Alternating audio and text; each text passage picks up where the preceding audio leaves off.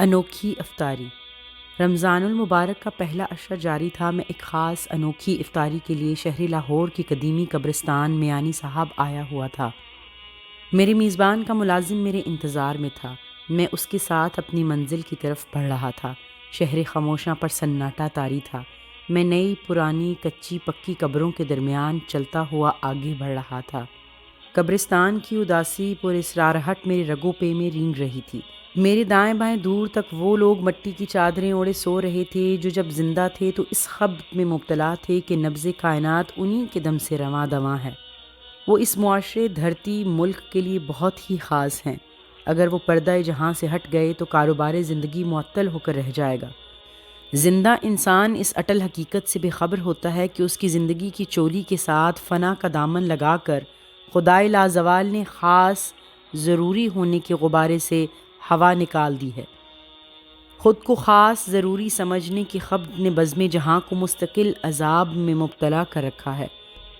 اگر مشت غبار یہ جان اور مان لے کہ جو بھی یہاں آیا وہ حقیقت میں یہاں سے جانے کے لیے آیا ہے، ہر گزرتا سیکنڈ فنا کا پیغام ہے، ہر آنے والا لمحہ مہلت حیات کو کم کر رہا ہے بلکہ موت کی طرف رینگ رہا ہے، تو انا غرور ناگزیر ہونے کا فتنہ کبھی دماغ میں جنم نہ لے جس نے پوری دنیا کو بھونچال میں مبتلا کر رکھا ہے۔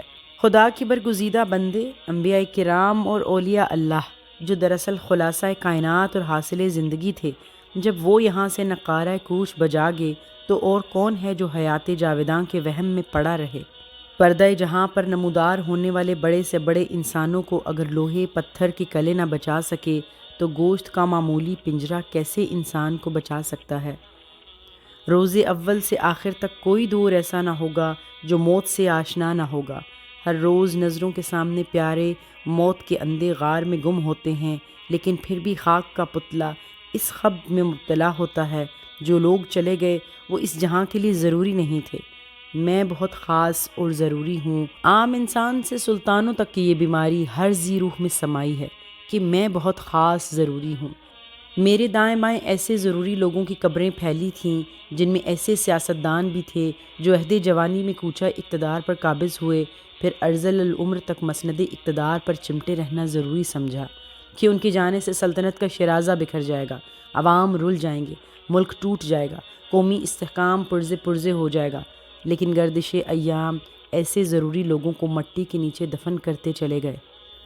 آپ گاؤں سے لے کر دارالحکومت تک دیکھ لیں، معمولی چودھری سے ملک کے حکمران تک کو دیکھ لیں کہ ان کا وجود بزم ہستی کے لیے لازم و ملزوم ہے، پھر اس خبر کا اظہار سرعام کرتے نظر آتا ہے۔ اس زوم کی وجہ سے معمولی انسان اچھا نہیں بن جاتا، جبکہ دنیا کو دارا، سکندر، چنگیز خان، ہٹلر کی ضرورت کسی دور میں بھی نہ تھی۔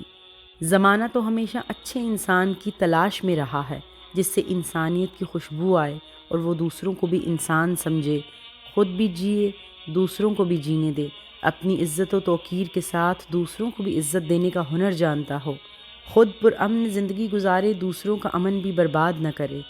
یہ نقطہ جس کو سمجھ آ گیا وہ معاشرے کا صالح انسان بن گیا۔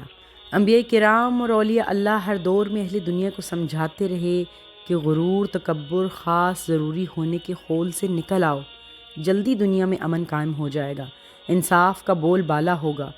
انسان جوانی، طاقت، اقتدار کے نشے میں بھول جاتا ہے۔ اس کی کلغی ہمالیہ کو شرماتی تھی، لیکن پھر موت سے ٹکرایا تو مٹی کا ڈھیر بن گیا۔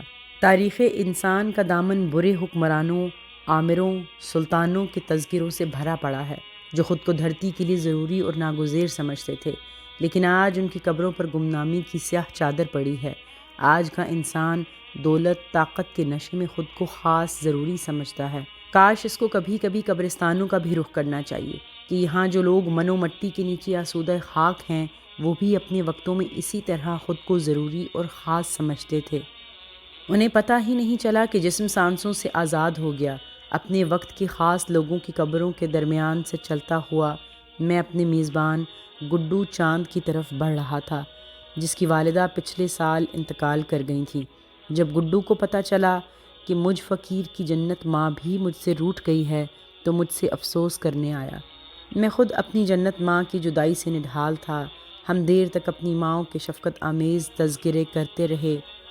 وہ اپنی ماں کی اچھائیاں میں اپنی معصوم ماں کی باتیں آنسوں کے نذرانے کے ساتھ کرتا رہا کہ جنت مخملی مسحریوں میں لیٹنے میں وہ سرور کہاں جو ماں کی گود میں حاصل ہوتا ہے۔ کنول کا پھول بہت شفاف ہوتا ہے، مگر ماں کے آئینہ دل سے بڑھ کر شفاف کیا ہوگا۔ چاند کی چاندنی کی ٹھنڈک سرور آمیز ہے، مگر ماں کے سائے کی ٹھنڈی چھاؤں کا مقابلہ کہاں۔ باد صبح کا خوشگوار جھونکا اپنی جگہ، مگر ماں کے دامن کی ہوا کا مقابلہ کہاں۔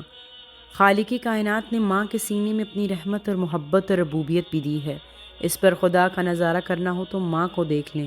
بلا شبہ دنیا کی سب سے خوبصورت حسین شے صرف اور صرف ماں ہے۔ پھر نسل انسانی کے سب سے عظیم بڑے انسان سرتاج الانبیاء محبوب خدا صلی اللہ علیہ وآلہ وسلم نے کیا خوب کہا ہے، جنت ماں کے قدموں میں ہے۔ ماں کی ہر ادا میں خدا کا نور نظر آتا ہے۔ گڈو چاند ڈھیر ساری باتوں کے بعد جب جانے لگا تو بولا، سر میں نے اس بار سارا رمضان اپنی ماں کی قبر پر کرنا ہے، کیا آپ کسی دن میری افطاری میں آئیں گے؟ میں نے حیرت سے گڈو کی طرف دیکھا۔ گڈو اس کی ماں پیار سے اسے بلاتی تھی، کبھی گڈو کبھی چاند، اس لیے میں بھی اس کو گڈو چاند کہہ کر بلاتا۔ ماں کے ساتھ افطاری؟ میں نے فوراً ہاں کر دی۔ دن مقرر کر لیا۔ آج میں گڈو کی ماں کے ساتھ افطاری کرنے میانی صاحب قبرستان آیا تھا۔ آخرکار ہم گڈو کے پاس پہنچ گئے، جو قبرستان میں ایک چٹائی بچھائے افطاری کے لوازمات کے ساتھ سراپائے انتظار تھا۔ 15-20 لوگ بھی وہاں موجود تھے۔ مجھے دیکھ کر گڈو والہانہ انداز میں آگے بڑھا، مجھے پھولوں کے ہار دیے اور بولا، سر یہ آپ ماں جی کی قبر پر ڈال دیں۔ میں نے جذباتی ہو کر ماں کے قدموں میں بیٹھ کر پھولوں کو قبر پر ڈالا، دعا کے لیے ہاتھ اٹھا دیے۔ میری ماں بچپن سے آج تک مختلف اندازوں تصویروں میں میری یادداشت کو مہکاتی جا رہی تھی۔ بچپن سے آج تک ماں کی محبتیں، پیار، خلوص بار بار یاد آ رہا تھا۔ ماں سے جدائی سمندر بن کر میری آنکھوں میں کروٹیں لے رہا تھا۔ ہر یاد بات پیار کے ساتھ آنکھیں آبشار کی طرح ابل پڑتیں۔ میں ماں کو بہت مس کر رہا تھا۔ ہر ماں کی طرح میری ماں بھی بہت عظیم خدا کا نور تھیں۔ دعاؤں اور آنسوں کا نذرانہ پیش کرنے کے بعد میں چٹائی پر آ گیا تو گڈو نے مہمانوں کے سامنے افطاری کا سامان رکھنا شروع کر دیا۔ اس دوران میری نظر 3 مفلوق الحال بیمار نشئیوں پر پڑی، جن کی نشہ کر کر کی حالت خراب اور کمزور تھی۔ وہ للچائی نظروں سے افطاری کی چیزوں کو دیکھ رہے تھے۔ گڈو نے کہا، افطاری کے بعد تم لوگوں کو بھی کھانا دوں گا۔ میں نے تینوں نشے بازوں کو پاس بلا کر چٹائی پر بٹھایا اور گڈو سے کہا، ان کو کھانا دو۔ پھر گڈو کے کندھے پر ہاتھ رکھا اور گلوگیر لہجے میں بولا، یہ ماں کی افطاری ہے، اور ماں نافرمان اور نشئی بچوں سے بھی اتنا ہی پیار کرتی ہے، یہ بھی ہمارے ساتھ افطاری کریں۔ نشے بازوں کے چہرے کھل اٹھے، پھر اذان فضاؤں کو روح پرور ارتعاش بخشنے لگی۔